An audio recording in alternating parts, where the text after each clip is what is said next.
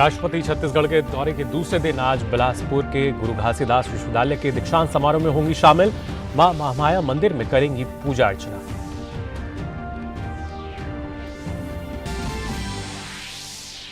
Aditya L1 की launching की उल्टी गिनती आज से होगी शुरू। इसरो अध्यक्ष ने कहा, प्रक्षेपण के लिए पूरी तरह तैयार। 15 लाख किलोमीटर की दूरी तय करेगा आदित्य L1।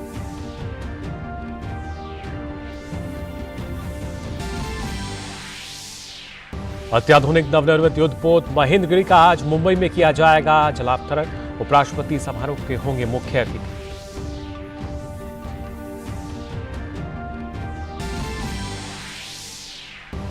सिंगापुर में आज राष्ट्रपति चुनाव के लिए होगा मतदान। त्रिकोणीय मुकाबले में पूर्व मंत्री भारतीय मूल के थर्मन षणमुगरत्नम शीर्ष पद की दौड़ में शामिल।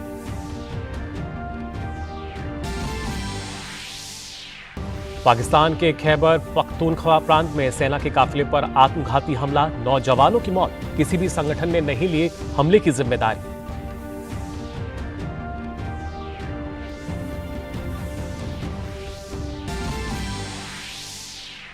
हाल ही में विश्व चैंपियनशिप में स्वर्ण पदक जीतने वाले भारत के Neeraj Chopra Zurich diamond league में रहे दूसरे स्थान पर, फाइनल में किया प्रवेश।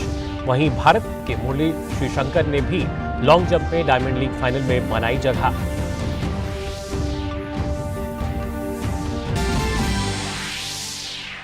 और ताजा जारी विश्व शतरंज रेटिंग्स में भारत के केडी पहुंचे 8वें स्थान पर। विश्वनाथन आनंद को पछाड़कर बने भारत के नंबर 1 शतरंज खिलाड़ी।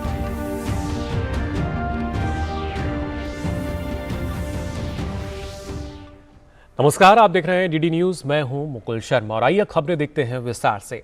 राष्ट्रपति द्रौपदी मुर्मू के छत्तीसगढ़ दौरे का आज दूसरा दिन है। राष्ट्रपति आज बिलासपुर के गुरु घासीदास विश्वविद्यालय दीक्षांत समारोह में शामिल होंगी। साथ ही राष्ट्रपति रायपुर के राजभवन में छत्तीसगढ़ के विशेष पिछड़ी जनजाति समूह के सदस्यों के साथ भी बातचीत करेंगी।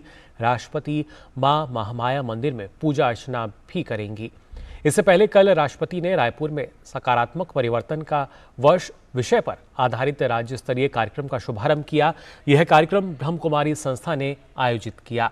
राष्ट्रपति ने कहा कि हम इस समय प्रौद्योगिकी के युग में रह रहे हैं। उन्होंने कहा कि हमें इलेक्ट्रॉनिक उपकरणों से दूर कुछ समय व्यतीत करना चाहिए। उन्होंने कहा कि यह हमारे शारीरिक और मानसिक स्वास्थ्य के लिए अत्यंत आवश्यक है।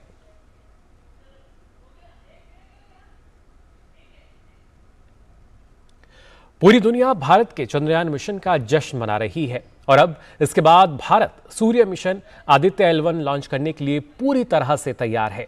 इसरो के अध्यक्ष एस सोमनाथ ने बताया कि आदित्य L1 की लॉन्चिंग की उल्टी गिनती आज से शुरू होगी। उन्होंने बताया कि 2 सितंबर को सुबह 11:50 पर आंध्र प्रदेश के श्रीहरिकोटा से लॉन्च किया जाएगा। जानकारी के मुताबिक सूर्य अंतरिक्ष mission Aditya L1 7 payloads board पर उपकरणों के साथ ध्रुवीय उपग्रह प्रक्षेपण यान पोलर सैटेलाइट लॉन्च व्हीकल यानी PSLV का उपयोग करेगा। अंतरिक्ष यान सूर्य पृथ्वी प्रणाली के लैग्रेंज बिंदु 1 L1 के चारों ओर एक प्रभामंडल कक्ष यानी हलो ऑर्बिट में स्थित होगा, जो पृथ्वी से लगभग 15 लाख यानी 1.5 मिलियन किलोमीटर की दूरी पर है। जबकि प्रभामंडल कक्षा में स्थापित किए गए उपग्रह को सूर्य को बिना किसी ग्रहण के लगातार देखने का प्रमुख लाभ मिलेगा।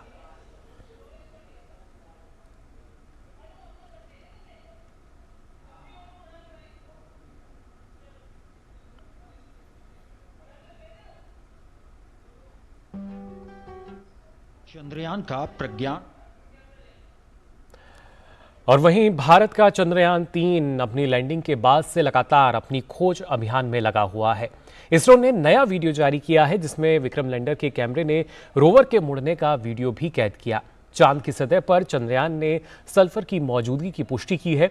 तो भारत का पहला solar mission Aditya L1 launching के लिए भी तैयार है। इससे पहले हमने आपको बताया कि 2 सितंबर 2023 को सुबह 11:50 पर इसे प्रक्षेपित किया जाएगा। चंद्रयान का प्रज्ञान रोवर चंद्रमा की सतह पर चांद के रहस्यों की खोज में लगा हुआ है। विक्रम लैंडर के कैमरे ने रोवर के मुड़ने का वीडियो कैद किया।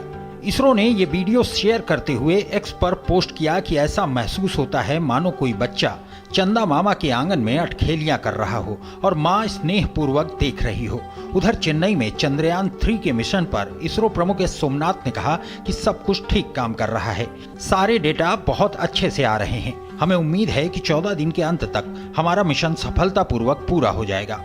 Everything is working fine. So we are waiting for the day to end now until almost science data is coming through very well. Everything is working very healthy and we are hopeful that by the end of the 14 days our mission will be successfully completed. Chandrayaan 3 चांद पर खोज में जुटा है। इसी कड़ी में इसरो ने चांद के दक्षिणी ध्रुव पर सल्फर होने की पुष्टि की है। उधर अंतरिक्ष अनुप्रयोग केंद्र के निदेशक नीलेश एम देसाई ने कहा कि इससे पहले भी चंद्रमा की सतह पर सल्फर पाया गया था, लेकिन इतनी प्रमुखता से नहीं। This is one very good indication that sulfur is available and it was available earlier also, but that means the rocks which have been analyzed or the soil which has been analyzed contain sulfur in a good amount. So that is the finding of this particular experiment. इधर इसरो के महत्वाकांक्षी और देश का पहला solar mission Aditya L1 launching के लिए तैयार है। इसे 2 सितंबर 2023 को सुबह 11:50 पर प्रक्षेपित किया जाएगा। इसरो प्रमुख एस सोमनाथ ने आदित्य L1 मिशन पर कहा कि हम लॉन्च के लिए तैयार हो रहे हैं। रॉकेट और सैटेलाइट तैयार है, हमने लॉन्च के लिए रिहर्सल पूरी कर ली है। Just getting ready for the launch. The rocket and satellite is ready. We completed the rehearsal for the launch. ISRO के पूर्व वैज्ञानिक डॉक्टर YS राजन ने बेंगलुरु में कहा कि आदित्य 2008 में ही पृथ्वी के निकट की कक्षा में जाने की योजना बना ली गई थी। इसरो के पास 15 साल से भी अधिक समय से अंतरिक्ष अन्वेषण की योजना है। इसरो को अंतर्ग्रहीय मिशनों की आगे की चुनौतियों का भी सामना करना होगा।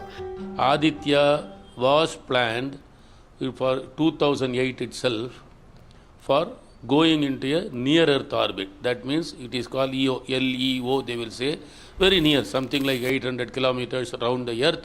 It will go around the Earth and then keep looking at sun and give data. Aditya L1 launch होने के बाद सूरज की सतह पर coronal heating, coronal mass injection और प्री फ्लेयर और फ्लेयर गतिविधियों को समझने का प्रयास करेगा। सूरज पर आने वाले सौर तूफानों का भी अध्ययन किया जाएगा। आदित्य L1 सूरज का अध्ययन करने वाली पहली अंतरिक्ष आधारित लेबोरेटरी होगी या पूरी तरह से स्वदेशी मिशन है। Bureau report, DD news. और साथ ही अत्याधुनिक नवनिर्मित युद्धपोत महेंद्रगिरी का आज मुंबई में जलावतरण किया जाएगा। महेंद्रगिरी युद्धपोत का निर्माण नौसैनिक धरोहर के साथ स्वदेशी रक्षा क्षमता से किया गया है। युद्धपोत का नामकरण ओडिशा के पूर्वी घाट में एक पर्वत शिखर महेंद्रगिरी के नाम पर किया गया है। यह प्रोजेक्ट 17 श्रेणी के युद्धपोत की श्रृंखला का युद्धपोत है। उपराष्ट्रपति जलावतरण समारोह के मुख्य अतिथि होंगे। उपराष्ट्रपति Mazagon dock ship builders limited के विरासत संग्रहालय धरोहर का भी दौरा करेंगे।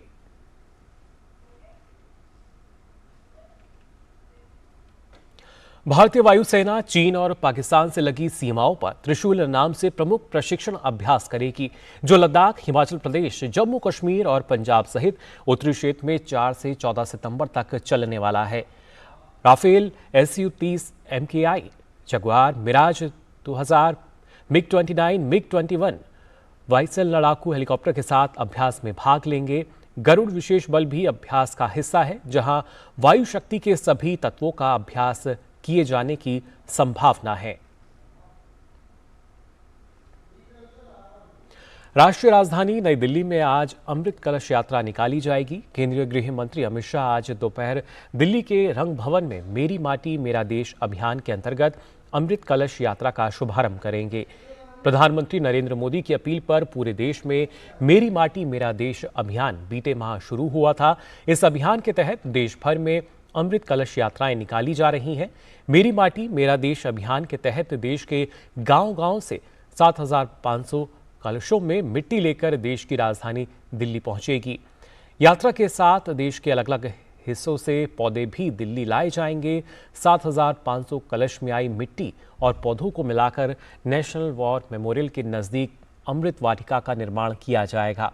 ये अमृत वाटिका एक भारत श्रेष्ठ भारत का भव्य प्रतीक बनेगी।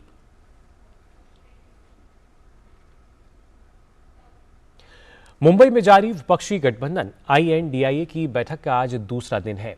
Indian national development inclusive alliance यानी इंडिया के नेताओं कि आज होने वाली औपचारिक बैठक में गठबंधन के संयोजक और लोगों पर फैसला हो सकता है। बैठक के पहले दिन 11 सदस्यीय समन्वय समिति बनाने पर सहमति बनी।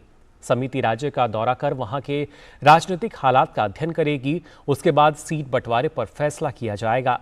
बैठक में कांग्रेस अध्यक्ष मल्लिकार्जुन खड़गे, कांग्रेस संसदीय दल की नेता सोनिया गांधी, बिहार के सीएम नीतीश कुमार, अरविंद केजरीवाल सहित 6 मुख्यमंत्री और 28 दलों के 60 से ज्यादा नेता शामिल हुए थे। केंद्रीय संसदीय कार्य मंत्रालय आज संसद भवन परिसर में केंद्रीय विद्यालयों के लिए 33वीं राष्ट्रीय युवा संसद प्रतियोगिता 2022 और 23 का पुरस्कार वितरण समारोह आयोजित कर रहा है। केंद्रीय संसदीय कार्य संस्कृति राज्य मंत्री अर्जुन राम मेघवाल इस समारोह की अध्यक्षता करेंगे और पुरस्कार प्रदान करेंगे। इस 33वीं प्रतियोगिता में राष्ट्रीय स्तर पर प्रथम स्थान प्राप्त करने पर केंद्रीय विद्यालय नंबर 1 छिंदवाड़ा मध्य प्रदेश जबलपुर क्षेत्र दक्षिणी जोन को नेहरू रनिंग शील्ड और ट्रॉफी प्रदान की जाएगी। इसके अलावा प्रतियोगिता में मंडल स्तर पर प्रथम स्थान प्राप्त करने वाले 4 विद्यालयों को मंडल विजेता ट्रॉफियां भी प्रदान की जाएंगी। इस प्रतियोगिता में क्षेत्रीय स्तर पर प्रथम स्थान प्राप्त करने के लिए 20 विद्यालयों को क्षेत्रीय विजेता ट्रॉफियां प्रदान की जाएंगी। संसदीय कार्य मंत्रालय कई वर्षों से केंद्रीय विद्यालयों के लिए युवा संसद प्रतियोगिता का आयोजन कर रहा है। केंद्रीय विद्यालयों के लिए इस युवा संसद प्रतियोगिता की योजना के अंतर्गत इस श्रृंखला में 33वीं प्रतियोगिता 2022 और 23 के दौरान केंद्रीय विद्यालय संगठन के 25 क्षेत्रों में स्थित 150 केंद्रीय विद्यालयों में आयोजन किया गया था। युवा संसद योजना का उद्देश्य युवा पीढ़ी में आत्म अनुशासन, विविध विचारों के प्रति सहनशीलता, अपने विचारों की सही अभिव्यक्ति और लोकतांत्रिक जीवन शैली के अन्य गुणों को विकसित करना है। इसके अलावा यह योजना छात्रों को संसद की प्रथाओं और प्रक्रियाओं, चर्चा तथा बहस की तकनीकों से भी परिचित कराती है और युवाओं में आत्मविश्वास, नेतृत्व करने की गुणवत्ता एवं प्रभावी विचारों की कला तथा कौशल का विकास करती है। 1995 में 2 लोगों के मर्डर केस में आरजेडी के पूर्व सांसद प्रभुनाथ सिंह को सुप्रीम कोर्ट ने उम्र कैद की सजा दी। कोर्ट ने पीड़ित को 10 लाख का मुआवजा देने का निर्देश दिया। इसमें 5 लाख का मुआवजा प्रभुनाथ सिंह और 5 लाख का मुआवजा सरकार पीड़ितों को देगी। प्रभुनाथ सिंह को निचली अदालत से लेकर हाईकोर्ट ने बरी कर दिया था, लेकिन सुप्रीम कोर्ट ने पिछली सुनवाई में उन्हें दोषी ठहराया था। ये मामला 1995 के चुनाव में छपरा के मसरख में राजेंद्र राय और दरोगा राय की हत्या से जुड़ा है। इन लोगों की प्रभुनाथ सिंह के कहे अनुसार वोट नहीं करने पर हत्या कर दी गई थी। प्रभुनाथ सिंह हत्या के एक और मामले में पहले से ही उम्र कैद की सजा काट रहा है। और बुलेटिन में फिलहाल हम यहां रुक रहे हैं एक छोटे से ब्रेक के लिए। आप बने रहिए डीडी न्यूज पर।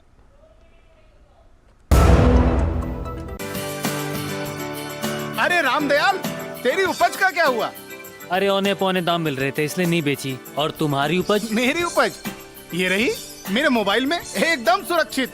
अरे ये तो कोई रसीद लगती है। कोई रसीद नहीं, डिजिटल रसीद है जो WDRA से पंजीकृत वेयर हाउस में उपज रखने से मिलती है। WDRA? WDRA भारत सरकार की एक संस्था है जो अच्छे और सुव्यवस्थित वेयर हाउसों को पंजीकृत करता है। अच्छा, अब तुझे इस रसीद का कमाल दिखाता हूँ, चला। देखा, इस रसीद पर बैंक से लोन हो गया। ये तो कमाल हो गया। कमाल तो अभी और भी है भैया। देखो, जब और जहाँ उपज के अच्छे दाम मिलेंगे, उपज बेच दूंगा और फिर बैंक का सारा लोन भी चुकता कर दूंगा। अरे वाह।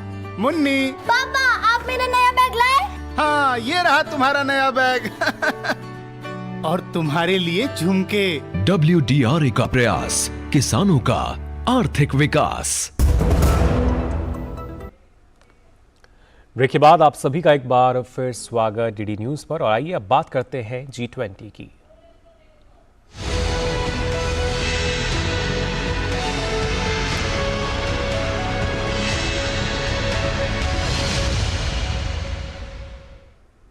दिल्ली में आयोजित G20 शिखर सम्मेलन से पहले सुरक्षा के कड़े इंतजाम किए जा रहे हैं, जिसके तहत दिल्ली पुलिस तरह तरह के अभ्यास कर रही है। इसके साथ ही दिल्ली पुलिस के प्रशिक्षु कमांडो के दूसरे बैच द्वारा पुलिस अकादमी में हेलीकॉप्टर स्लिथरिंग का अभ्यास भी किया जा रहा है।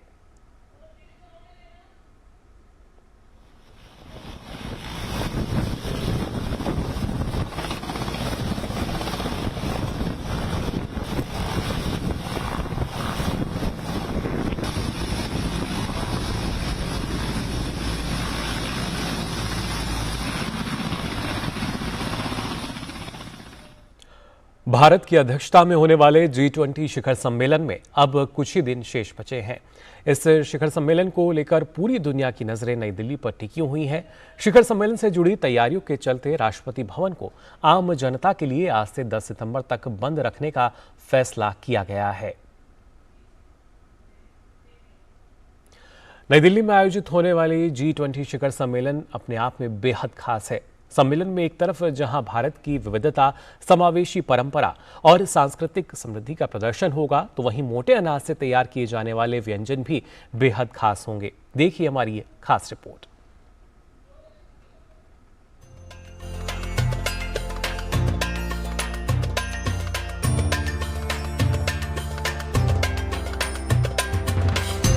भारत की विविधता, समावेशी परंपराओं और सांस्कृतिक समृद्धि को प्रदर्शित करने का महत्वपूर्ण अवसर है नई दिल्ली में आयोजित होने वाला G20 शिखर सम्मेलन। गणमान्य प्रतिनिधियों के लिए आयोजित होने वाले कार्यक्रमों का एक अभिन्न हिस्सा है मोटे अनाज से तैयार किए जाने वाले व्यंजन।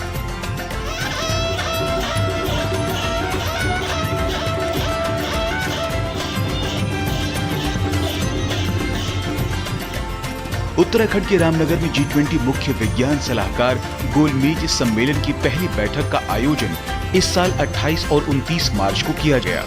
इसमें बेहतर रोग नियंत्रण और महामारी की बेहतर तैयारी के लिए वन हेल्थ में अवसर, विशिष्ट वैज्ञानिक ज्ञान तक पहुंच का विस्तार करने के लिए वैश्विक प्रयासों का समन्वय, विज्ञान और प्रौद्योगिकी में विविधता, समानता, सतत और कार्य उन्मुख वैश्विक विज्ञान और प्रौद्योगिकी नीति संवाद के लिए एक संस्थागत व्यवस्था पर चर्चा की गई।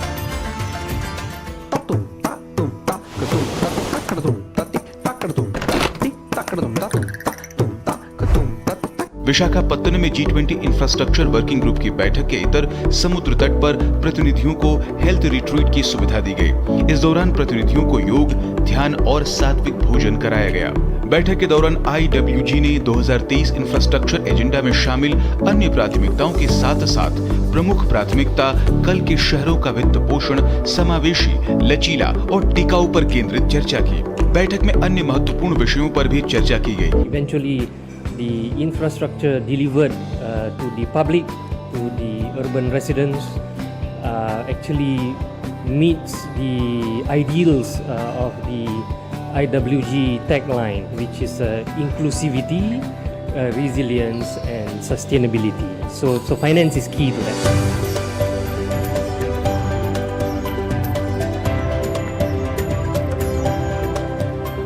भारत की G20 की अध्यक्षता में सांस्कृतिक कार्य समूह ने ज्ञान भागीदारी के रूप में यूनेस्को के सहयोग से वैश्विक विषयगत वेबिनार सांस्कृतिक संपदा का संरक्षण और बहाली आयोजित किया। कलाकृतियों के अनैतिक विनियोजन और सांस्कृतिक संपत्ति के ऑनलाइन व्यापार से जुड़े खतरों ने समस्या को बढ़ा दिया है। नए सिरे से ध्यान उन ऐतिहासिक अन्यायों के बारे में बढ़ती जागरूकता से भी प्रेरित है, जिनके कारण अनगिनत प्राचीन कालीन वस्तुएं स्थानांतरित कर दी गईं, विशेष रूप से ग्लोबल साउथ के देशों से।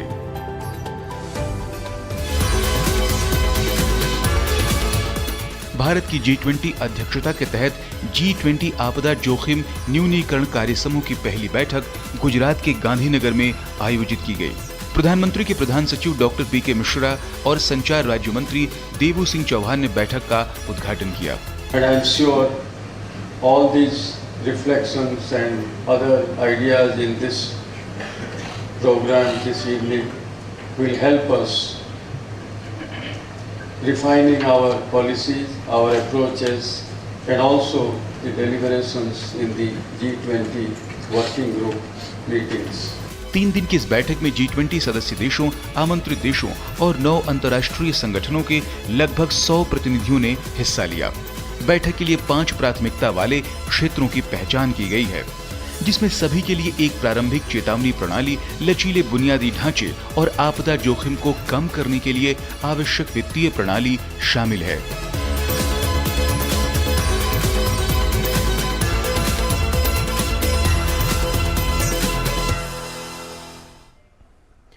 राष्ट्रीय शैक्षिक अनुसंधान और प्रशिक्षण परिषद यानी NCERT आज अपना 63वां स्थापना दिवस मना रहा है।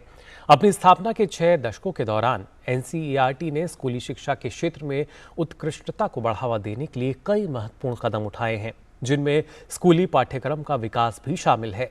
एनसीईआरटी फिलहाल राष्ट्रीय शिक्षा नीति 2020 के आधार पर स्कूली छात्रों के लिए पाठ्य पुस्तकें तैयार कर रहा है।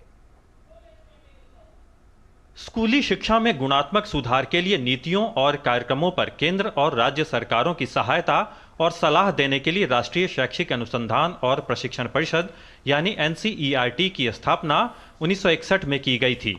स्कूली शिक्षा से संबंधित क्षेत्रों में अनुसंधान करना, उसे बढ़ावा देना और समन्वय करना, मॉडल पाठ्यपुस्तकों, पूरक सामग्री, समाचार पत्र, पत्रिकाओं को तैयार और प्रकाशित करना, मल्टीमीडिया, डिजिटल सामग्री विकसित करना, शिक्षकों के पूर्व सेवा और इन सर्विस प्रशिक्षण का आयोजन करना और राज्य शैक्षिक विभागों, विश्वविद्यालयों, गैर सरकारी संगठनों और अन्य शैक्षिक संस्थानों के साथ मिलकर नई शैक्षिक तकनीकों का विकास और प्रसार करना एनसीईआरटी के प्रमुख उद्देश्य हैं। अनुसंधान, विकास, प्रशिक्षण, प्रकाशन और प्रसार गतिविधियों के अलावा एनसीईआरटी स्कूली शिक्षा के क्षेत्र में अन्य देशों के साथ द्विपक्षीय सांस्कृतिक आदान प्रदान कार्यक्रमों के लिए भी कार्यान्वयन एजेंसी है। एक प्रमुख राष्ट्रीय संगठन के रूप में एनसीईआरटी स्कूली शिक्षा के क्षेत्र में उत्कृष्टता, समानता, समावेशिता और गुणवत्ता को बढ़ावा देने के लिए लगातार प्रतिबद्ध है। अपनी स्थापना के 6 दशकों के दौरान परिषद ने स्कूली पाठ्यक्रम, पाठ्य और प्रशिक्षण सामग्री के विकास में महत्वपूर्ण भूमिका निभाई है, जिसका मकसद शिक्षकों और छात्रों की जरूरतों को पूरा करना है। एनसीईआरटी ने राष्ट्रीय शिक्षा नीति 2020 पर सभी स्तरों पर आयोजित विचार विमर्शों और परामर्शों में महत्वपूर्ण योगदान दिया है। लर्निंग आउटकम का विकास करने और स्कूली शिक्षा के सभी चरणों के सभी विषयों में ई सामग्री तैयार करने में एनसीईआरटी ने महत्वपूर्ण योगदान दिया है। कोविड महामारी के दौरान एनसीईआरटी ने सभी कक्षाओं और विषयों के छात्रों के लिए वैकल्पिक शैक्षणिक कैलेंडर विकसित किया ताकि स्कूल बंद होने की स्थिति में भी उनकी पढ़ाई प्रभावित ना हो। हाल ही में प्री स्कूल से लेकर कक्षा 2 तक के बच्चों के लिए पाठ्यक्रम और दिशा निर्देश तैयार करना परिषद के लिए एक बड़ी उपलब्धि थी। एनसीईआरटी फिलहाल स्कूली शिक्षा के लिए नेशनल करिकुलम फ्रेमवर्क के आधार पर कक्षा 3 से 12 के लिए पाठ्य पुस्तकें तैयार कर रहा है, जो राष्ट्रीय शिक्षा नीति 2020 पर आधारित होंगी। छात्रों को नई पाठ्य पुस्तकें अगले शैक्षणिक सत्र से उपलब्ध होंगी। परिषद ने national curriculum framework oversight committee और national syllabus and teaching learning material committee का गठन किया है, जो 21वीं सदी की जरूरतों के मुताबिक छात्रों के लिए पठन सामग्री तैयार करेगी। Bureau report, DD news. वहीं जम्मू कश्मीर के उधमपुर के ग्रामीण इलाकों में रहने वाले लोगों को नई सड़क मिली है। प्रधानमंत्री ग्राम सड़क योजना के तहत उधमपुर में पहली सड़क बनाई गई। इस योजना के तहत बनाई गई पहली सड़क से वहां के लोग काफी खुश हैं।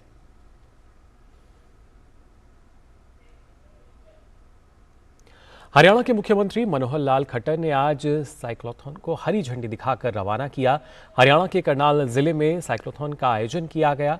इसका उद्देश्य हरियाणा को पूरी तरह से नशा मुक्त बनाना और लोगों को नशे के खिलाफ जागरूक करना है।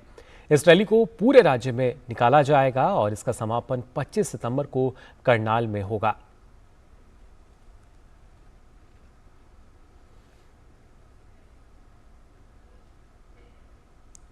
राष्ट्रपति द्रौपदी मुर्मू ने नेहरू मेमोरियल संग्रहालय का नाम बदलकर प्रधानमंत्री संग्रहालय करने को मंजूरी दे दी है। 14 अगस्त को नेहरू मेमोरियल संग्रहालय का नाम आधिकारिक तौर पर बदलकर प्रधानमंत्री संग्रहालय और पुस्तकालय यानी PML सोसाइटी पर यह सहमति बनी थी। अब इस प्रस्ताव पर राष्ट्रपति द्रौपदी मुर्मू ने भी मुहर लगा दी है। कल राष्ट्रपति भवन की ओर से जारी गजट में इस बात की सूचना दी गई।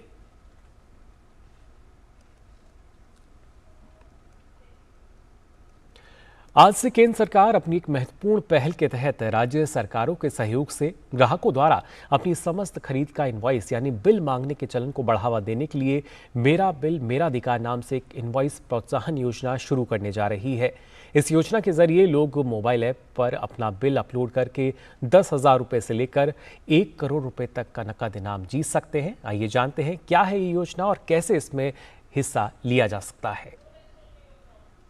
शुक्रवार से केंद्र सरकार के द्वारा मेरा बिल मेरा अधिकार प्रोत्साहन योजना की शुरुआत की जा रही है। इस योजना के जरिए लोग मोबाइल ऐप पर अपना बिल अपलोड करके 10,000 रुपए से लेकर 1 करोड़ रुपए तक का नगद इनाम जीत सकते हैं। फिलहाल इस योजना की शुरुआत पायलट प्रोजेक्ट के तौर पर 6 राज्यों और केंद्र शासित प्रदेशों में की जा रही है। जिन राज्यों में अभी इस योजना को शुरू किया जा रहा है उनमें असम, गुजरात, हरियाणा, पुडुचेरी, दमन व दीव और दादर व नागर हवेली शामिल है। इस योजना के जरिए हर महीने 800 लोगों को चुनकर उन्हें 10-10 हजार रुपए का इनाम दिया जाएगा। इसके साथ ही 10 ऐसे व्यापारियों को भी चुना जाएगा जिन्हें पुरस्कार के तौर पर 10 लाख रुपए दिए जाएंगे। इस स्कीम के तहत 1 करोड़ का बम्पर इनाम तिमाही आधार पर निकाला जाएगा। आइए जानते हैं कैसे उठा सकते हैं इस स्कीम का फायदा। इस स्कीम का फायदा उठाने के लिए सबसे पहले मोबाइल पर मेरा बिल मेरा अधिकार ऐप को डाउनलोड करना पड़ेगा। इस ऐप को ऐप स्टोर या गूगल प्ले स्टोर पर जाकर डाउनलोड किया जा सकता है। इसके अलावा इसकी आधिकारिक साइट web.merabill.gst.gov.in पर जाकर भी इसका फायदा उठाने के लिए अप्लाई किया जा सकता है। इस स्कीम का फायदा उठाने के लिए लोगों को अपने जीएसटी बिल को इस ऐप पर अपलोड करना होगा। एक व्यक्ति एक महीने में अधिकतम 25 बिल अपलोड कर सकता है। बिल की न्यूनतम राशि 200 रुपए होनी चाहिए। अप्लाई करने वाले शख्स को अपने मोबाइल नंबर के साथ ऐप पर जाकर रजिस्ट्रेशन कराना होगा। अप्लाई करते वक्त कारोबारी को अपनी सभी डिटेल्स सही तरीके से भरनी होंगी और एक बार डिटेल्स भरने के बाद उनमें बदलाव नहीं हो सकेगा। इस स्कीम के लिए अप्लाई करते वक्त कुछ डॉक्यूमेंट जरूरी होंगे। इसमें पैन कार्ड, बैंक अकाउंट की जानकारी और आधार कार्ड शामिल है। केंद्रीय अप्रत्यक्ष कर एवं सीमा शुल्क बोर्ड CBIC के मुताबिक इस योजना का मकसद लोगों को हर बार खरीदारी करते वक्त बिल मांगने के लिए प्रेरित करने के साथ ही GST बिल के लिए कारोबारियों में जागरूकता और प्रोत्साहन पैदा कराना है।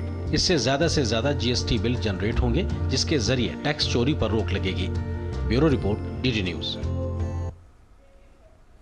और सप्ताह के आखिरी कारोबारी दिन भारतीय शेयर बाजार मामूली बढ़त के साथ खुले। सेंसेक्स 9 अंक की बढ़त के साथ 64,840 अंक पर खुला, तो वहीं निफ्टी 14 अंक की बढ़त के साथ 19,267 अंक पर खुला।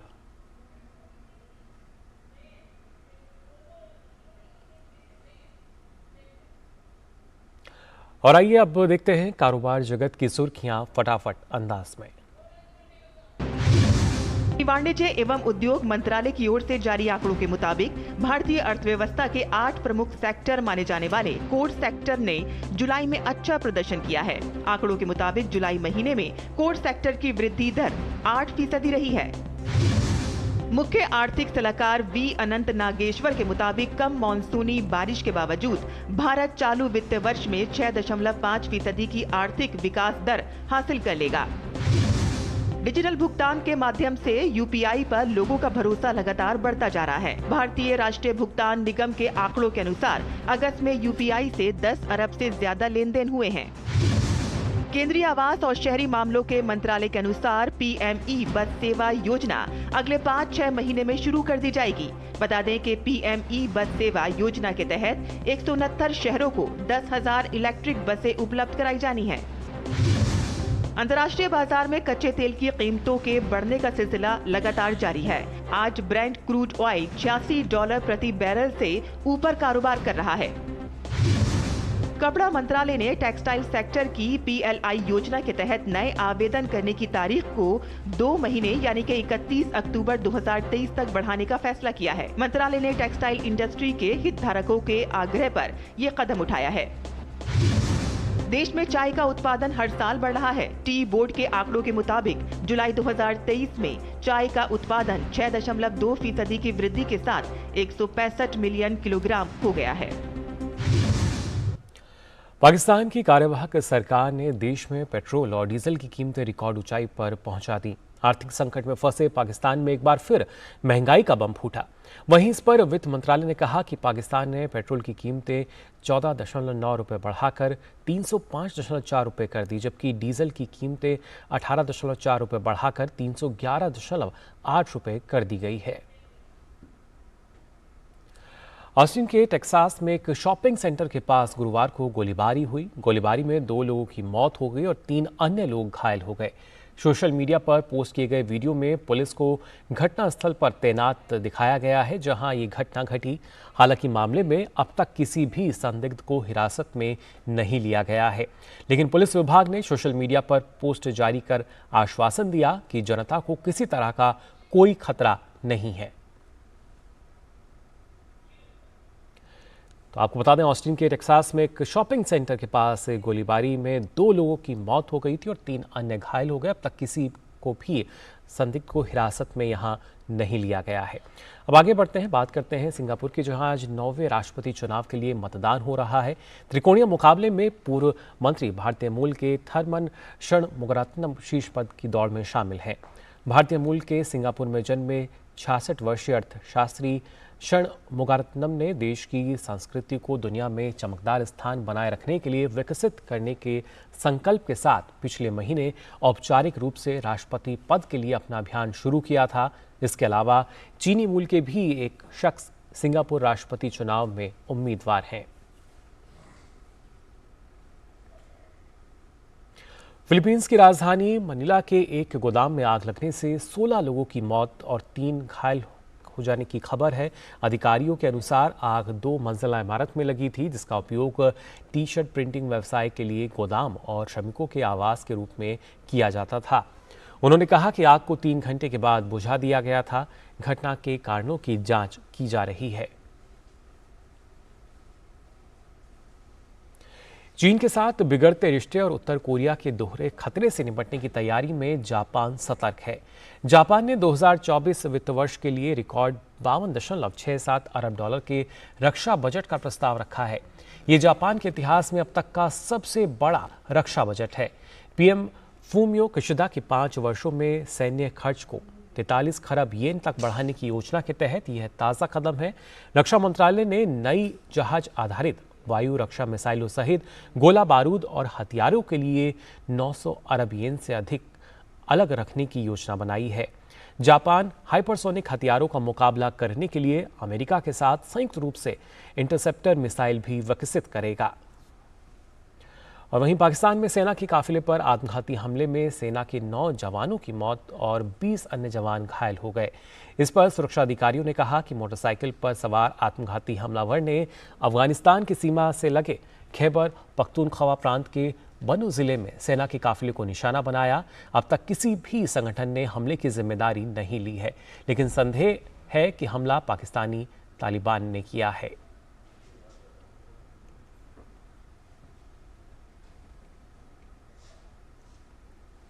और बात खेल जगत की भी, ग्रैंड मास्टर आर प्रज्ञानंदा ने केंद्रीय खेल मंत्री अनुराग सिंह ठाकुर से मुलाकात की। प्रज्ञानंदा हाल ही में शतरंज विश्व कप के फाइनल में पहुंचे थे। वे विश्वनाथन आनंद के बाद शतरंज विश्व कप फाइनल में पहुंचने वाले दूसरे भारतीय बने थे। खेल मंत्री ने इतनी कम उम्र में हासिल की गई तमाम उपलब्धियों के लिए प्रज्ञानंदा को बधाई दी।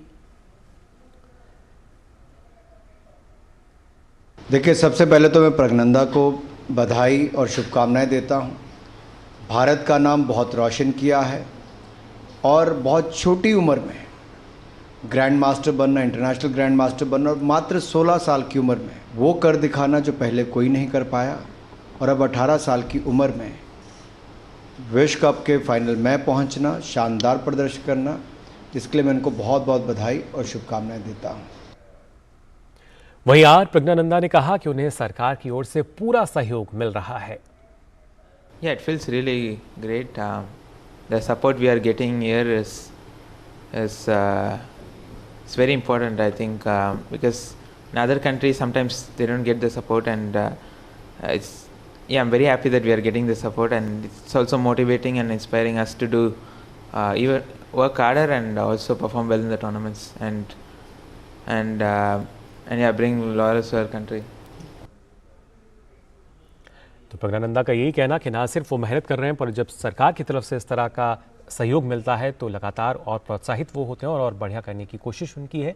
वहीं भारत के Neeraj Chopra Zurich diamond league में पुरुषों के जेवलिन थ्रो इवेंट में दूसरे स्थान पर रहे। हाल ही में विश्व एथलेटिक्स चैंपियनशिप में स्वर्ण पदक जीतने वाले नीरज चोपड़ा ने 85.71 मीटर के थ्रो के साथ दूसरा स्थान हासिल किया। चेक रिपब्लिक के याकूब वेडलेच 85.86 मीटर के थ्रो के साथ पहले स्थान पर रहे। नीरज ने इस साल 3 डायमंड लीग मीट में हिस्सा लिया और वे 23 अंक के साथ तीसरे स्थान पर हैं। इस सीजन में पहली बार वे किसी इवेंट में शीर्ष पर रहने में नाकाम रहे। नीरज ने दोहा और लौसाने में हुई डायमंड लीग में पहला स्थान हासिल किया था। इसके साथ ही नीरज ने 17 सितंबर को यूजीन अमेरिका में होने वाली डायमंड लीग फाइनल में जगह बना ली है। डी गुकेश भारत के नंबर 1 शतरंज खिलाड़ी बन गए हैं। ताज़ा जारी शतरंज रेटिंग्स में डी गुकेश 8वें स्थान पर पहुंच गए हैं। उन्होंने विश्वनाथन आनंद को पछाड़ दिया है। 37 साल के बाद कोई खिलाड़ी विश्वनाथन आनंद को हटाकर भारत का नंबर 1 शतरंज खिलाड़ी बना है। गुकेश के खाते में करीब 2758 अंक हैं, जबकि आनंद के खाते में 2754 अंक हैं। हाल ही में शतरंज विश्व कप में डी गुकेश ने शानदार प्रदर्शन करते हुए क्वार्टर फाइनल में जगह बनाई थी। हालांकि क्वार्टर फाइनल में उन्हें मैग्नस कार्लसन के खिलाफ हार का सामना करना पड़ा था। शतरंज विश्व कप में 4 भारतीयों ने क्वार्टर फाइनल में जगह बनाकर इतिहास रचा। इनमें से एक है डी गुकेश, जिन्होंने विश्वनाथन आनंद को पछाड़कर भारत के नंबर 1 शतरंज खिलाड़ी वो अब बन चुके हैं। डी गुकेश से खास बातचीत करी हमारी खेल संवाददाता सुचित्रा ने। It was a very proud moment for all the Indians, 4 Indians making it to the quarterfinals. How do you look at this achievement? Yeah, it was a good run for India. I think if I remember correctly, the last World Cup there was only 1 Indian in the quarterfinals, and now there are 4. So it's a good moment for Indian chess. But I personally hope to go further. But yeah. Against Magnus, I couldn't keep up with the pressure. But yeah, overall it was a good run for me. You are going to be India's number 1 chess player now. How does it feel to, leave your idol behind in the ratings? It's a nice moment for sure for me and for Indian chess. I mean, of course, Vishay sir was one of the reasons why I started playing chess, and he has been my idol since the start, and he still is. And I'm also part of Waka, Vishay sir's academy, and I train under Vishay sir. So it's for sure a huge moment. But I have to mention that we are in the different phases of our careers, and obviously when he was in his prime, he was I mean, our achievements can't be compared yet. He's still the greatest Indian player for sure, but I hope to improve myself and reach the heights that Vishay sir has set for others. And yeah, hopefully I'll be able to move further. What are your hobbies? I have some hobbies, like playing sports or watching sports is one of the things I enjoy. Listening to music, just some normal stuff. Any particular sport that you like to watch? Any particular sports persons? I like to watch tennis, and yeah, I love Djokovic. And what kind of music you prefer to listen? Just some songs. I listen to all kinds of, all kinds of languages. You still have some other avenues to make it to the candidates tournament. Are you looking forward to it? Anything on your mind? Right now, what's on my mind is to improve my game. I'll work on my weaknesses. I'll try to become a better chess player, and let's see how it goes. And what is your next goal? My most important goal has always been to improve myself as much as I can. And of course, the ultimate goal is to become the best player in the world. और अब नजर डालते हैं Asia cup से जुड़ी खबरों पर।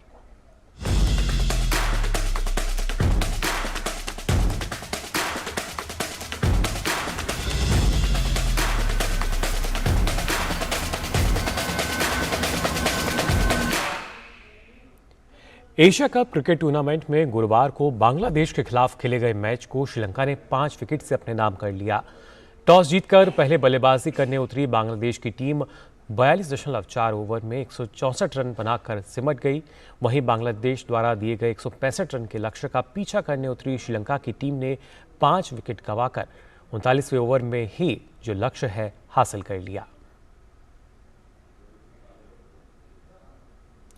भारत और पाकिस्तान की क्रिकेट प्रतिद्वंदिता एशिया ही नहीं दुनिया भर में मशहूर है। दोनों के बीच एशिया कप में 2 सितंबर को होने वाले मैच पर सबकी नजरें हैं। यह मैच पल्लिकल में खेला जाएगा। पेश है इस पर यह खास रिपोर्ट। क्रिकेट की किसी भी बड़ी प्रतियोगिता में भारत और पाकिस्तान के बीच होने वाला मैच सबके आकर्षण का केंद्र रहता है। एशिया कप 2023 के कार्यक्रम की घोषणा होते ही हर तरफ 2 सितंबर को भारत और पाकिस्तान के बीच होने वाले मैच की चर्चा शुरू हो गई। यह मैच श्रीलंका में खेला जाएगा। अगर दोनों टीम सुपर 4 में पहुंच जाती हैं, तो ये दोनों 10 सितंबर को फिर भिड़ेंगी। वहीं अगर दोनों फाइनल में भी पहुंच जाती हैं, तो 17 सितंबर को एक बार फिर ये दोनों आमने सामने हो सकती हैं। भारतीय टीम एशिया कप में वनडे फॉर्मेट की सफलतम टीम है। भारत ने वनडे फॉर्मेट में 6 बार एशिया कप जीता है। वहीं T20 फॉर्मेट में भारत 1 बार एशियाई चैंपियन बना है। कुल मिलाकर भारत ने एशिया कप में 49 वनडे खेले हैं और इसमें से 31 वनडे जीते हैं। 2 सितंबर को पाकिस्तान के खिलाफ होने वाला मैच भारत का एशिया कप में 50वां वनडे होगा। एशिया कप के कुल 13 संस्करण 50 ओवर फॉर्मेट में खेले गए हैं। इसमें से भारत ने 12 में हिस्सा लिया। भारत ने 1986 के एशिया कप में हिस्सा नहीं लिया था। वहीं पाकिस्तान ने भी एशिया कप के सिर्फ एक संस्करण 1990-91 में हिस्सा नहीं लिया था। पाकिस्तान की टीम 2 बार विजेता और 2 बार उपविजेता रही है। भारत और पाकिस्तान के हेड टू हेड रिकॉर्ड पर नजर डालें तो दोनों टीमों के बीच कुल 132 वनडे खेले गए हैं। इनमें से पाकिस्तान ने 73 में जीत दर्ज की है, वहीं भारत ने 53 मैच जीते हैं। हालांकि पिछले कुछ समय में समीकरण काफी बदल गए हैं। दोनों टीमों के बीच खेले गए पिछले 3 वनडे में भारत ने पाकिस्तान पर आसान जीत दर्ज की। भारत और पाकिस्तान के बीच पिछला वनडे 2019 के विश्व कप में इंग्लैंड में खेला गया था, जिसमें भारत ने जीत दर्ज की थी। एशिया कप में दोनों टीमों के मुकाबलों की बात करें तो दोनों टीम एशिया कप में वनडे फॉर्मेट में 13 बार आमने सामने हुई है। इनमें से 7 मैच भारत ने जीते हैं, वहीं पाकिस्तान ने 5 में जीत दर्ज की है।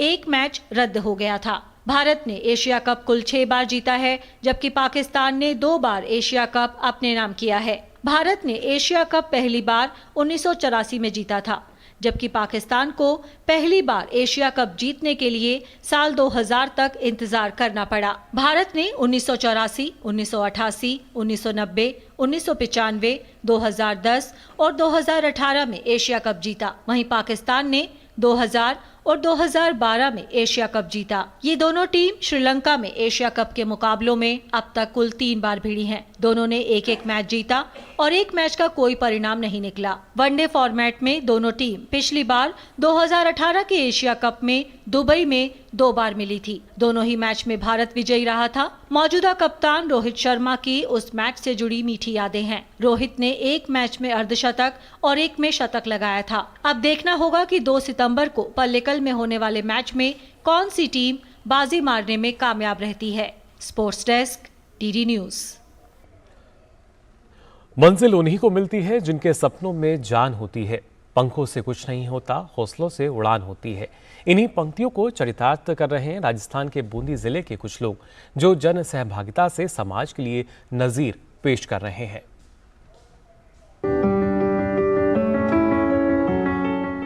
राजस्थान के बूंदी जिले के कुछ लोग जन सहभागिता से समाज के लिए नजीर पेश कर रहे हैं। दरअसल छावनी बोरदा गांव से निकल रही कुरेद नदी ग्रामीणों के लिए आज़ादी के बाद से ही समस्या थी।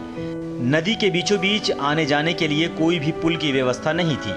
ग्रामीण ना तो देवी माँ के स्थान पर जा पा रहे थे, ना ही एक दूसरे गांव में जाने के लिए शॉर्ट रास्ता मिल रहा था। प्रशासन का इंतजार छोड़ ग्रामीणों ने खुद ही कुछ करने की ठानी और अपनी फसल सरसों से निकले चारे को बेचकर और आपसी समन्वय स्थापित करते हुए 10 से 15 लाख रुपए एकत्रित किए और पुल का निर्माण शुरू कर दिया। ये देखिए किस तरह ग्रामीणों ने क्रेनों की मदद से कुरेल नदी पर 14 फीट चौड़े और 150 फीट लंबे मोटे पत्थर से कुरेल नदी पर पुल बनाने का काम किया। गांव वालों ने सबने मिल करके और ये सरसों का कांट वगैरह ये करके 10-15 लाख रुपए इकट्ठे करके और यहाँ पर ये कुरेल नदी में इसे मुक्तसर से पुलिया बांधने का काम प्रारंभ किया है। और आइए अब सीधा रुख करते हैं मुंबई का, जहां पे मौजूद हैं उपराष्ट्रपति जगदीप धनखड़, जो कि नौसेना के बेड़े में शामिल हो रहे हैं। हमारे महेंद्र को आज अवतरण इसका होगा, उसकी सीधी तस्वीरें आइए देखते हैं। Eastern Ghats located in Odisha is an engineering marvel with the state-of-art features and cutting-edge technologies. This majestic warship is a remarkable symbol of our nation's strength and maritime prowess, a testament to the unwavering commitment and indomitable spirit of Indian Navy that has ever made us proud in all kinds of situations. The speed of manufacturing warships has improved ever since the new method of integrated construction has been adopted. And this, friends, has yielded geometrical results for nation's welfare. The Nilgiri class warships have been designed in-house. This by itself is an accomplishment. By Indian Navy's Warship Design Bureau, the pioneer organization for all warship design activities. Friends, it was not without meaning that Naval Chief said, made in India, made for India, made by India. And that is something which we could not have dreamt or contemplated few decades ago. This is a great moment of joy for all of us.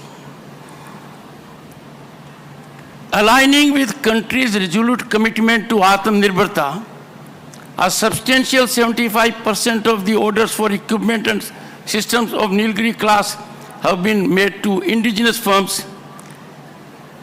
This is important, indigenous component. But what is more important, what is more significant, what is more of greatest impactful situation is that job has been given to small, micro and medium enterprises. Their contribution in this state-of-art Mahendragiri is commendable. It speaks of our inclusive growth and involvement of our small enterprises. The launch of Mahendragiri is an apt testament to the incredible progress our nation has made in building a self-reliant naval force. Friends, amid evolving power dynamics in the Indian Ocean region, this launch gains great strategic importance. India's recent phenomenal economic rise and global ascendancy imperatively call for a modern navy to protect its maritime interests and shoulder additional responsibilities, particularly in the current geopolitical and security situation that prevails in the Indian Ocean region. It is soothing to note that the issue is being very well attended by the government and the Navy. Congratulations to all officials, engineers, workers, and all other small and micro enterprises that have fructified this great occasion, a momentous occasion of celebration by all of us. It is only apt that this symbol of India's growing maritime power is being unveiled in Mumbai. The Honorable Chief Minister and the Deputy Chief Minister are here. There can be no befitting occasion than Mumbai for this great occasion. The docks with rich history, 250 years, will make anyone proud in the world. And the journey of 250 years has been negotiated, traversed by skill, hard work, dedication of the human resource and the competent leadership that has resulted in this great day.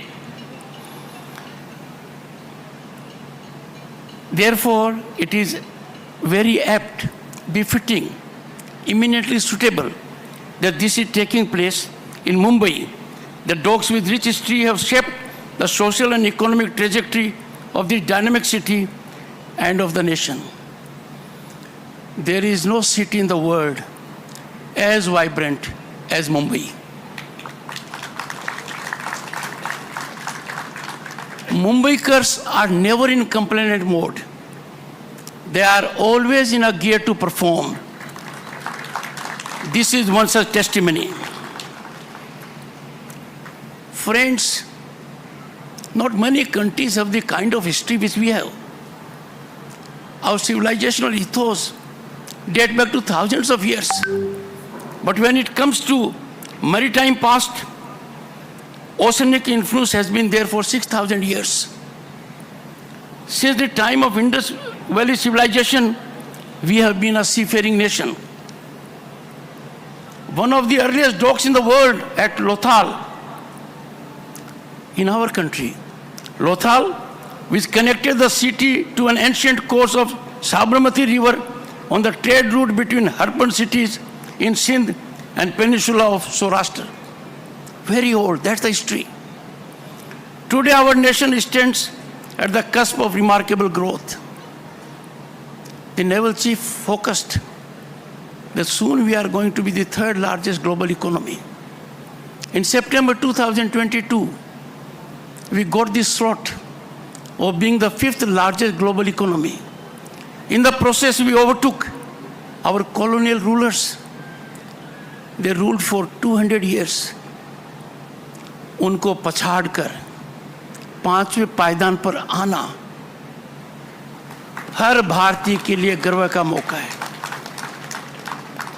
और ये हमने तब हासिल किया जबकि कुछ दशकों पहले इसकी कल्पना नहीं की जा सकती थी। Credit goes to the government, the leadership, the vision, and every Indian who has contributed to this great growth. Friends, by all considerations, India will be the third largest global economy by turn of the decade.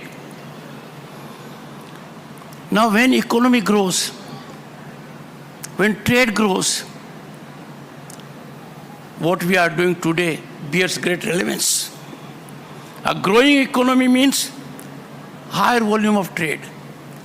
And look at what the Navy has to take care of. Over 90% of India's trade by volume and over 68% by value moves through maritime routes at present. This underlines the importance of Navy and what we are doing today. Friends, हर भारतीय आज upbeat है। हर भारतीय आज एक बात देख रहा है कि दुनिया में जो भारत का नाम है वो पराकाष्ठा पर है। भारत के पासपोर्ट की क्या कीमत है, भारतीय होने का क्या अभिमान है, वो हम अपनी आंखों से देख रहे हैं। In such a situation, our eyes are well set for Bharat at 2047, the centenary celebration of our independence.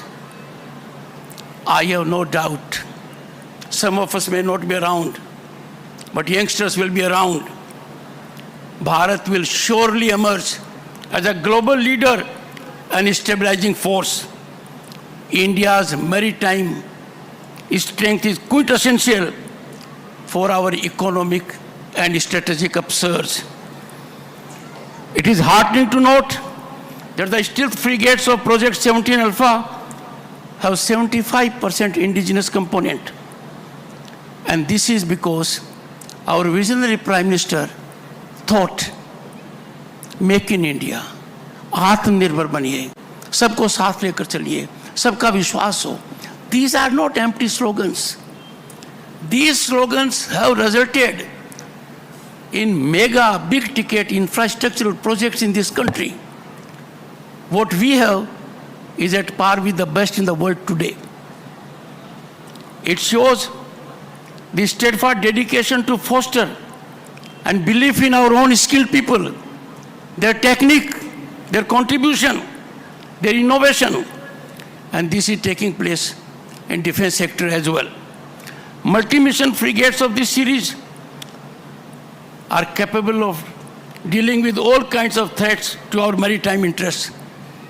And friends, the threats are multiplying. The role of India is increasing. The world is looking at us to secure these areas. It is gratifying to note Bharat has risen to the challenge. Indian Navy has risen to the challenge. Mazgaon Dock Shipbuilders has risen to the challenge. And that is why our country will ever be on the rise. The rise is unstoppable. The government of India has created an enabling policy architecture to promote domestic defense. Friends, go to Uttar Pradesh, go to Tamil Nadu. You will see the defense corridors. They are functional. They indicate the times that are to be seen by us. It is, friends, a matter of great pride that value of defense production in India has crossed the figure of 1 lakh crore for the first time in financial year 2022-23 on our home front. And this is bound to geometrically increase. I have no doubt about it. The government had launched the Innovations for Defense Excellence IDEX scheme to evolve startups, research institutions and academia in designing innovative solutions for our defense sector. This has resulted in big, impactful development. Over 300 startups have been engaged through IDEX, a big number. Each of them will be contributing qualitatively in a significant area. Indian Navy, and I congratulate Indian Navy, I congratulate leadership of Indian Navy that they have a Directorate of Indigenization with the motto, and every word in the motto carries a meaning, which they have realized on the ground. Ideate, innovate, indigenize. This is an impactful step in the right direction. This motto captures what Bharat is today. Friends, when there is increased capability, when there is growth, when the world looks up to you, when you become a real global power, the challenges are not far behind. The challenges pursue you. They call upon you to be ever prepared to sustain the place and enhance your position. India has emerged as a net security provider in Indo-Pacific region thanks to our capability of naval force, its infrastructure. Today we are an important global player to secure and also to ensure a peaceful rules-based maritime regime across the nations. When there is something on the ocean, it becomes very imperative, absolutely necessary to ensure there is rule-based maritime regime. This is under stress at the moment. This is under challenge at the moment. And therefore what we are doing today is a step in the right direction to sustain, generate and evolve that wholesome mechanism of rule-based maritime regime in the area. The security of Indian Ocean region and the larger Indo-Pacific has diverse challenging aspects. That, friends,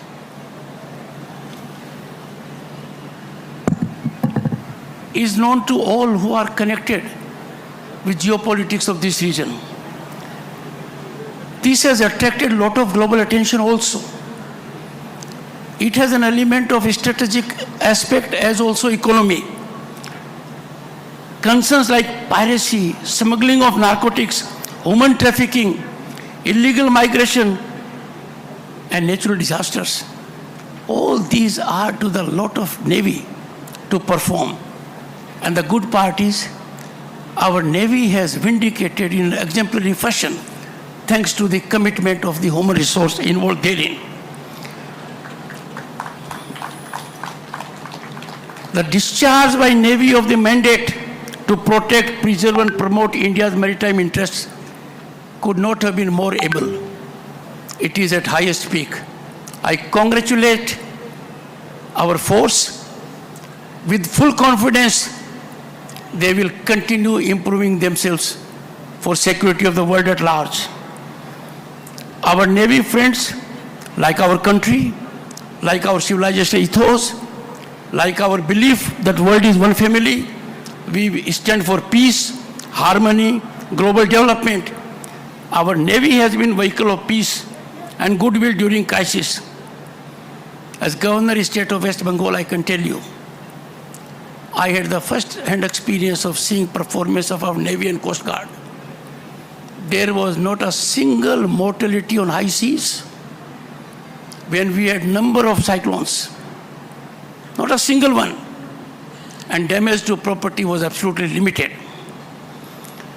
Under the overcharging vision of Sagar, which means security and growth for all in the region, India is cooperating with multiple partners to ensure economic growth and security in the region, while also tackling threats. Ladies and gentlemen, going beyond cutting-edge technology, the key asset that gives Indian Navy an edge over others is our rich human resource. Their courage, competence, and commitment make them the Navy's true force multiplier. Other things can be there, but if there is no spinal strength of human resource, things can't be that productive. We as a nation are lucky that our human resource is so dedicated, competent, and skilled, and quick to learn. We are proud of it. We all are proud of the laudable and significant role that women are playing in our defense forces. Few decades ago, when I was elected to Parliament in 1989, was a minister also for some time, this was unthinkable. I am a product of Sainik School Chittorgarh. But it was beyond our contemplation that women will be playing that kind of significant role. Look at where we have come now. With a strong presence of over 10,000 women across Army, Navy, and Air Force, the Indian Armed Forces have made considerable strides in gender equality. As a matter of fact, we are an example to the world, to the developed world, with the kind of assignment this gender is handling. Notably, friends, women are now actively serving in combat roles in all branches, underlying their capabilities and commitment to serving the nation. The cementing of women's position in the Indian Navy showcases a remarkable timeline. In 1992, more than 3 decades ago, it was in the shape of Short Service Commission. The distance we have traversed in 3 decades and more in recent years says it all. Integration of women into all branches, cadres, specialization of Navy and other defense forces is now getting increasing integration. Women are ably taking up roles on board warships. This is a qualitative change because we are having involvement of 50% of humanity. This is a turning point. The launch of the warship today carries a clear message that India will continue to invest in her maritime power. It was a proud moment for me in Rajya Sabha chairman when the Honorable Raksha Mantri was responding. When it comes to defense, we don't go by the percentage of budget spending. We go by what is needed shall be done. And that was a policy statement reflecting attitude of the government that our defense aspects are always a priority and shall never be compromised. This development, like many others that have taken place recently, will further the nation's strategic reach while ensuring safe and prosperous maritime order for all. Friends, I am sure, like all of you, very confident that Mahendragiri, once commissioned, will proudly fly the Tiranga across the oceans as an ambassador of India's maritime might. And when it comes to Tiranga, when it comes to Shiv Shakti Point, you know what we saw recently. We stamped these 2 very important aspects even on the moon, something the world has never seen. Once again, congratulations to MDL, Indian Navy, the designers, engineers, workers, micro, small enterprises, and everyone connected in the construction of this magnificent warship. Bharat is proud of everyone who has toiled hard to bring this ship into reality. मैं Mahendragiri prove जल में यशे बल में तशे, जिसका मतलब है जिसका समंदर पर कब्जा है वही सबसे बलवान है। मेरे मन में कोई शंका नहीं है। हजारों साल पहले जहां भारत था, विश्व की पराकाष्ठा पर था, विश्व का इकोनॉमिक जाइंट था, ज्ञान का भंडार था, दुनिया हमारी तरफ देखती थी। अब बदलाव आ गया है। जो लोग हमको राय देते थे आज हमसे राय लेते हैं। वो दिन दूर नहीं है। We will be at number 1, and that will be the best that can happen to this planet, because we stand for peace, prosperity, harmony, growth of all, and we treat the world as one family. Jai Hind.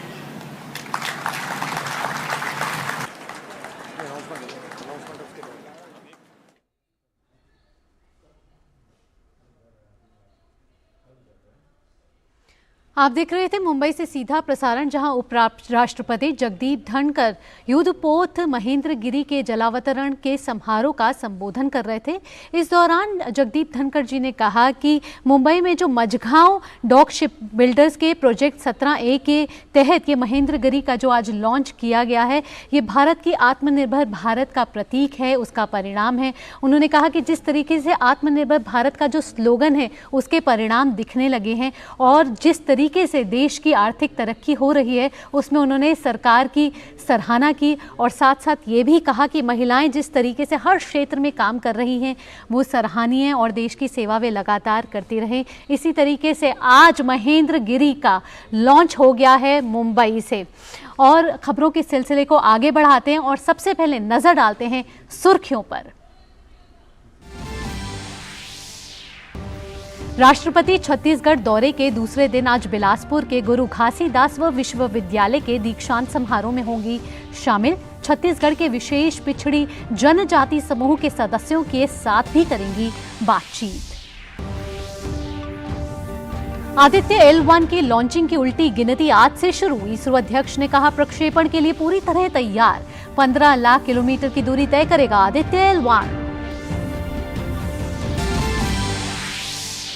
अत्याधुनिक नवनिर्मित युद्धपोत महेंद्रगिरी के जलावतरण समारोह से उपराष्ट्रपति जगदीप धनखड़ का संबोधन। कहा भारतीय नौसेना ने हर मुश्किल परिस्थिति में अपनी क्षमता का मनवाया लोहा। पाकिस्तान के खैबर पख्तूनख्वा प्रांत में सेना के काफिले पर आत्मघाती हमला। 9 जवानों की मौत। किसी भी संगठन ने नहीं ली हमले की जिम्मेदारी।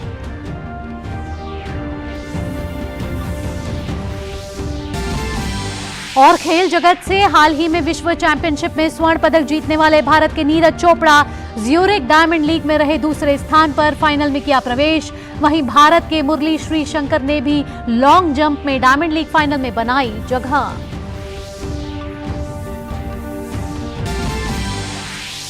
ताजा जारी विश्व शतरंज रेटिंग्स में भारत के डी गुकेश पहुंचे 8वें स्थान पर। विश्वनाथन आनंद को पछाड़कर बने भारत के नंबर 1 शतरंज खिलाड़ी।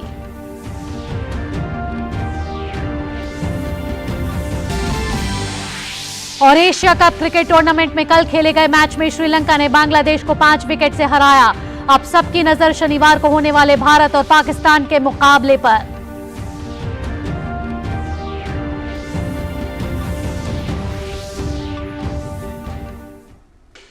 नमस्कार, डीडी न्यूज पर आपका स्वागत है। मैं हूं आपके साथ भावना नैयर और सुर्खियों के बाद अब खबरें विस्तार से जानते हैं।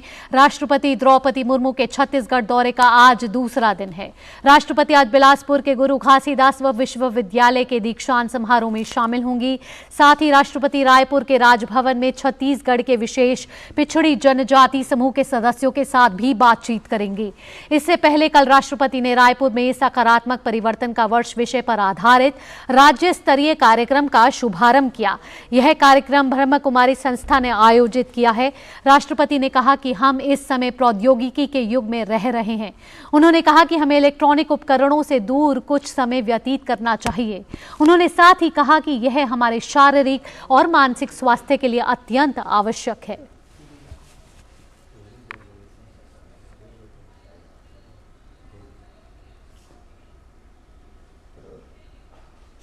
और आपको एक बार फिर लिए चलते हैं मुंबई, जहां उपराष्ट्रपति जगदीप धनखड़ युद्धपोत महेंद्र गिरी को हरी झंडी दिखा रहे हैं।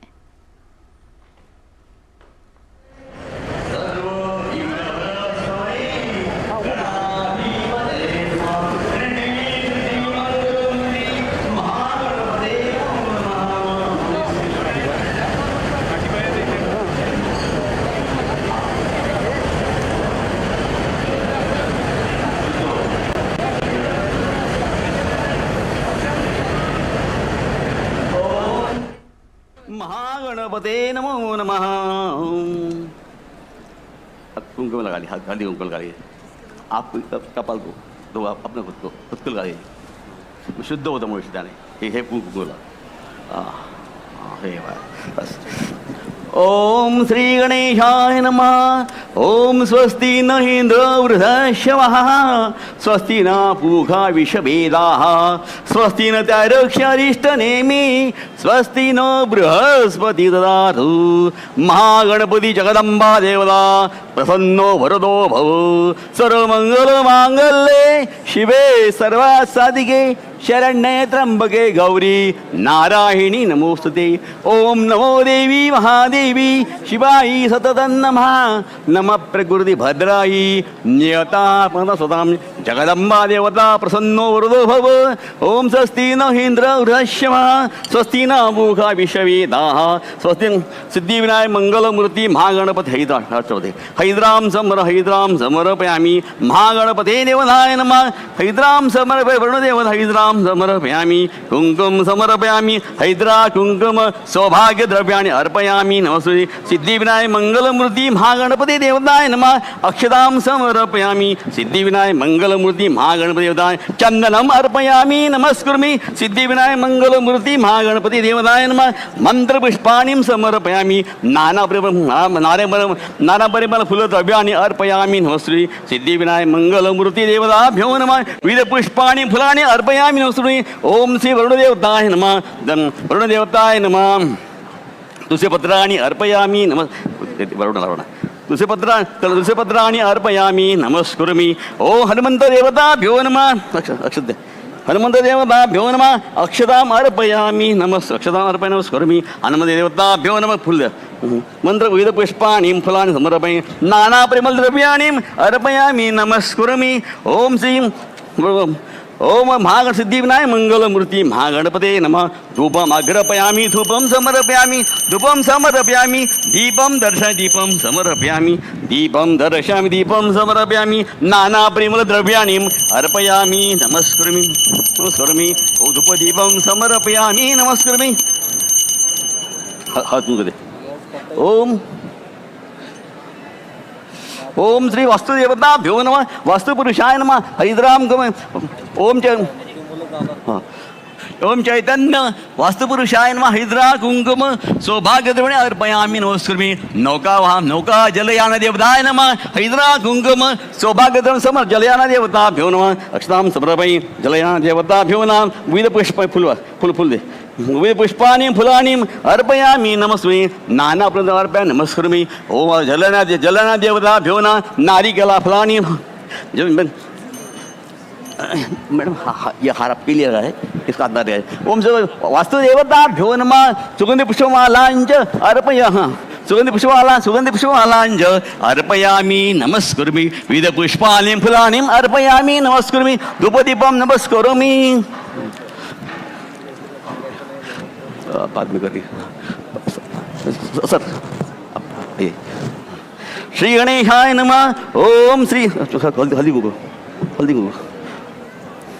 हैद्रां समर्पयामि। हैद्रां ये बोट से या बोटाने हैदरा या बोट सर हैदराम समर्पयामि नमस्कुर्मि कुंकुम समर्पयामि नमस्कुर्मि हैदरा अक्षताम अर्पयामि नमस्कुर्मि ओ वरुण देवता नगरम्मा देवता वरुण महागणपति देवता चंदनम समर्पयामि नमस्कुर्मि नाना परिमल द्रव्याणि विविध पुष्पाणि फुलानि अर्पयामि नमस्कुर्मि ओम वरुण देवता वस्तु देवता भेनो ओम वस्तु जलना देवता भेन हळद कुंकू ते पाणी करू हळद कुंकू जलाना देवता भ्यो नमः हरिद्राम शिव की पूजा करतो जलाना देवता भ्यो न हरिद्राम समर्पयामि जलयान देवता भ्यो नमः हरिद्रा कुंकुम सौभाग्यं समर्पयामि अक्षतां समर्पयामि सर्व यंत्र मंत्र स्वरूपाय नमः वाहन देवता जलयान देवताय नमः नमस्करोमि ओम श्री वस्तुदेवताय नमः वस्तुदेवता विविध पुष्पाणि फुलानि अर्पयामि नमस्करोमि स्थापित धूपदीपं समर्पयामि ओम जलयान देवताभ्यो नमः नाना मंत्रपुष्पाणि अर्पयामि नमस्करोमि नाना प्रेमद्रव्याणि अर्पयामि नमस्करोमि प्रार्थनापूर्वक दंडवत नमस्करोमि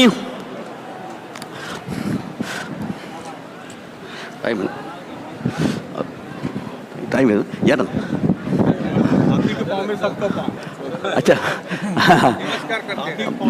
चालेल आता मग आता मी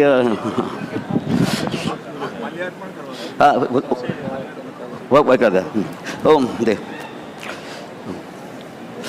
ओम सर सुगंध पुष्पमाला सर आइए पुष्पवाला हाँ सुगंध पुष्पमाला अर्पयामि नमस्कुर्मि विविध पुष्पाणि फुलानि अर्पयामि नमस्कुर्मि नाना परिमलद्रव्याणि अर्पयामि नमस्कुर्मि हार गया नाना परिमलद्रव्याणि अर्पयामि नमस्कुर्मि विविध पुष्पाणि सुगंध पुष्पमाला असा आता सुगंध पुष्पमाला अर्पयामि नमस्कुर्मि जरा आपला असं हात लावला ती हात लावला नाही असं मगाशी ओम सुगंधी पुष्पमालांच्या दुनियात फोटो घ्यायचा अर्पयामि नमस्करोमि अरे मग फोटो हलवा आठवण आहे ना ओम श्री वास्तुदेवता वास्तुपुरुषाय नमः ओम श्री सोडून द्यायचं वास्तुदेवता जलादेवता भिवून सुगंध पुष्पमालांच अर्पयामि नमस्करोमि प्रार्थनापूर्वक दंडवत नमस्करोमि जलादेवता धूपदीपम एक मिनिट फोटो जलादेवता भ्यो न धूपदीपम समर्प्य अर्पयामि नमस्करोमि ओम सर अजून हार ओम जलादेवताभ्यो नमः सुगंध पुष्पमालांच अर्पयामि नमस्कुर्मि प्रातमंत्रपुष्पं समर्पयामि नाना परिमल द्रव्याणि अर्पयामि नमस्कार फोटो एक फोटो नमस्कारां समर्पयामि अर्पयामि नमस्करोमि आता सर आता ओम श्री वास्तुदेवता वास्तुपुरुषाय नमः चैतन्य वास्तुपुरुषाय नमः चैतन्य वास्तुदेवताय नमः सुगंध पुष्पमालांच अर्पयामि नमस्करोमि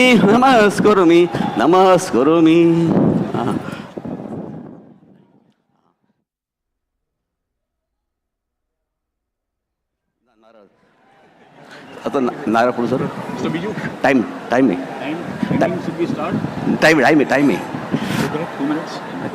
नाही कोकोनट मॅडम आपके असते फोटो एक मिनिट नाही कुठे शंकर हां नारळ फोडायचं आहे असं फोडा याच्यावर टाकून हां तोडण्याचं आहे थोडासा शंकर दर का शंकर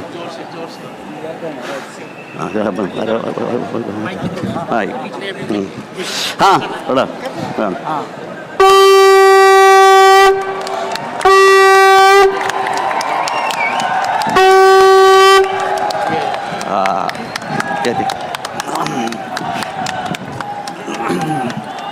क्या होते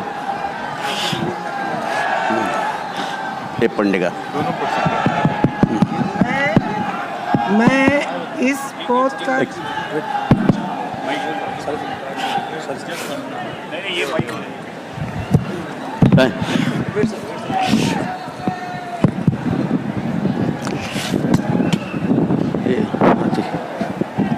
हाँ एक मिनट मैं इस पोत का नाम भारतीय सोनापोत महेंद्रगिरी रखती हूँ।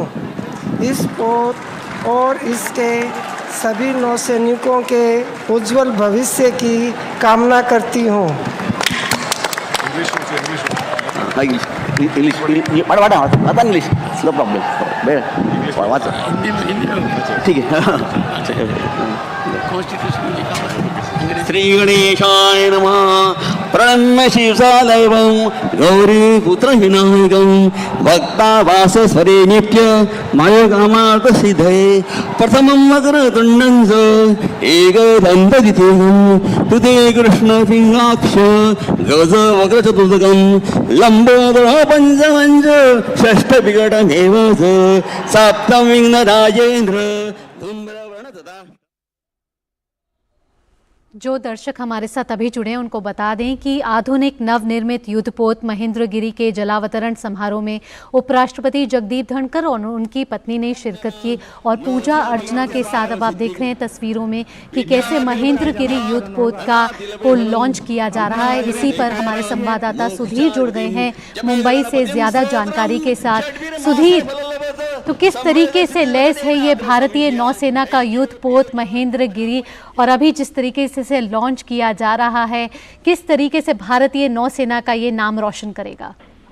बिल्कुल भावना, देखिए अगर खास तौर पे फ्रिगेट की बात करें तो जो फ्रिगेट है वो बेसिकली जो नौसेना का फ्लीट होता है उसको सुरक्षा प्रदान करने के लिए तो इस मायने में आत्मनिर्भरता को लेकर बहुत आगे बढ़ा है।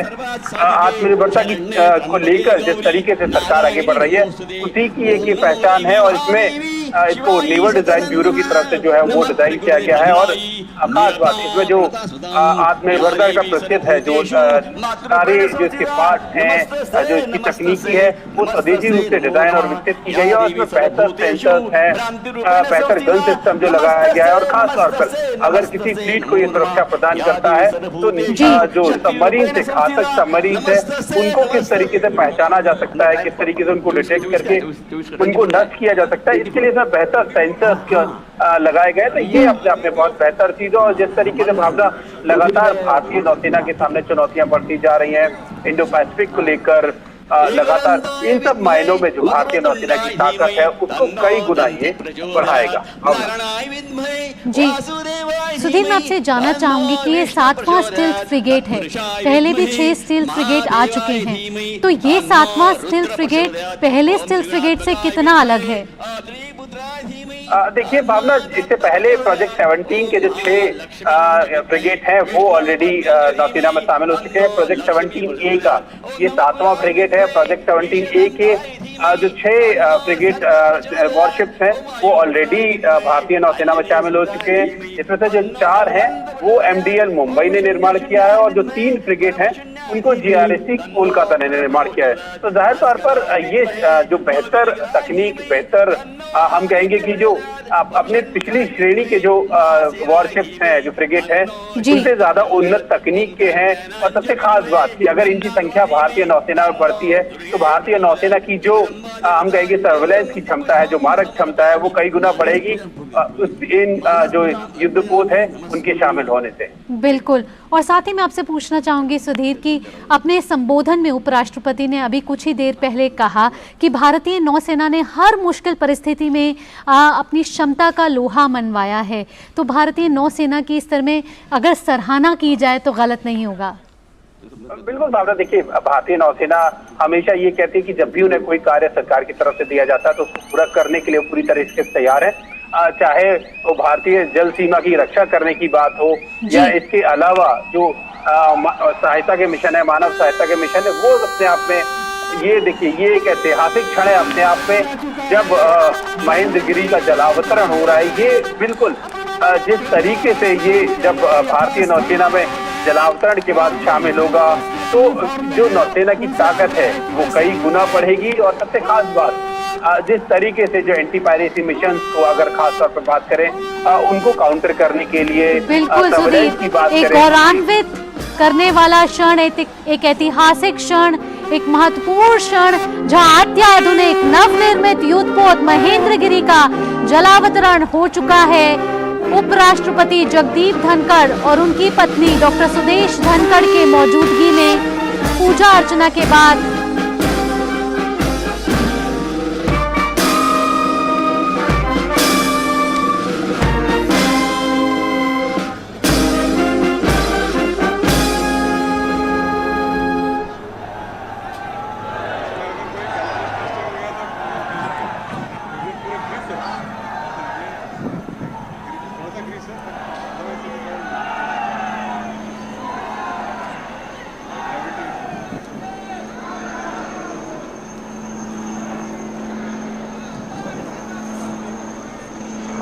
और मुंबई से ये आप देख रहे हैं ताज़ा तस्वीरें। उपराष्ट्रपति जगदीप धनखड़। तो जो दर्शक हमारे साथ अभी जुड़े हैं, आप देख रहे थे मुंबई से सीधा प्रसारण, जहां अत्याधुनिक नवनिर्मित युद्धपोत महेंद्रगिरी का जलावतरण समारोह हुआ, जहां उपराष्ट्रपति जगदीप धनखड़ ने संबोधन किया अपनी पत्नी डॉक्टर सुदेश धनखड़ की मौजूदगी में। अपने आप में भारतीय नौसेना के लिए एक ऐतिहासिक क्षण है, भारत के लिए गौरवान्वित करने वाला क्षण, एक महत्वपूर्ण क्षण। इस संबोधन में उपराष्ट्रपति जगदीप धनखड़ ने कहा कि भारतीय नौसेना ने हर मुश्किल घड़ी में अपनी क्षमता का लोहा मनवाया है। उन्होंने कहा ये जो स्वदेशी युद्धपोत है, यह आत्मनिर्भर भारत का प्रतीक है। उन्होंने साथ ही साथ महिलाओं की भी सराहना की, वो जिस तरीके से सशस्त्र बलों में आगे बढ़ रही हैं, अपना महत्वपूर्ण योगदान दे रही हैं। उन्होंने साथ ही साथ कहा कि ये जो मझगांव डॉक शिपयार्ड का शिप बिल्डर्स के जो प्रोजेक्ट है वो 17A के अंतर्गत आता है और ये 7वां स्टील्थ फ्रिगेट है। इससे पहले 6 स्टील्थ फ्रिगेट आ चुके हैं। तो भारतीय नौसेना के लिए एक बहुत ही महत्वपूर्ण क्षण, और शंखनाद और पूजा अर्चना की ध्वनि के बाद अब ये जलावतरण समारोह संपन्न हो चुका है। और साथ ही उपराष्ट्रपति ने ये भी कहा कि जिस तरीके से आत्मनिर्भर भारत का ये प्रतीक है, उसने ये दिखाया है कि भारत का विश्व पटल पे किस तरीके से नाम रोशन हो रहा है। और आत्मनिर्भर भारत का ये जो स्लोगन है वो साथ ही साथ ये परिणाम स्वरूप दिख रहा है। आपको आगे लिए चलते हैं और अब बात करते हैं चंद्रयान मिशन की जो जश्न मना रहा है, और अब हम तैयार भी हो चुके हैं आदित्य L1 मिशन के लिए। भारत के चंद्रयान मिशन का जश्न तो भारत मना ही रहा है। अब इसके बाद सूर्य मिशन आदित्य L1 के प्रक्षेपण की भी उल्टी गिनती अब शुरू हो चुकी है। इसकी ज़्यादा जानकारी आपको दें कि आदित्य L1 मिशन का जो मिशन है अब वो सौर्य मिशन है और सूरज का मिशन है, और चंद्रयान का जो मिशन अब सफल हुआ है उसके बाद अब आदित्य L1 मिशन की उल्टी गिनती अब शुरू हो चुकी है इसके प्रक्षेपण की।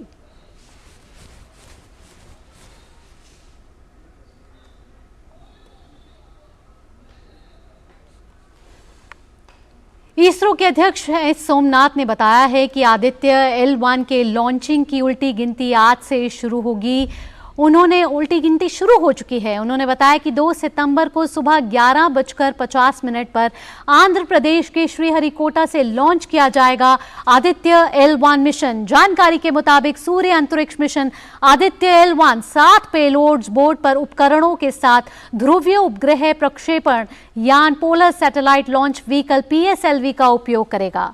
अंतरिक्ष यान सूर्य पृथ्वी प्रणाली के लैग्रेंज बिंदु 1 L1 के चारों ओर एक प्रभामंडल कक्षा हेलो ऑर्बिट में स्थित होगा, जो पृथ्वी से लगभग 15 लाख यानी कि 1.5 मिलियन किलोमीटर की दूरी पर है। जबकि प्रभामंडल कक्षा में स्थापित किए उपग्रह को सूर्य को बिना किसी ग्रहण के लगातार देखने का प्रमुख लाभ मिलेगा। और बुलेटिन में फिलहाल इतना ही। मुझे और मेरी पूरी टीम को दीजिए इजाजत। अगला बुलेटिन आप देखेंगे एक्सप्रेस 100 हमारे सहयोगी गौरव के साथ। नमस्कार।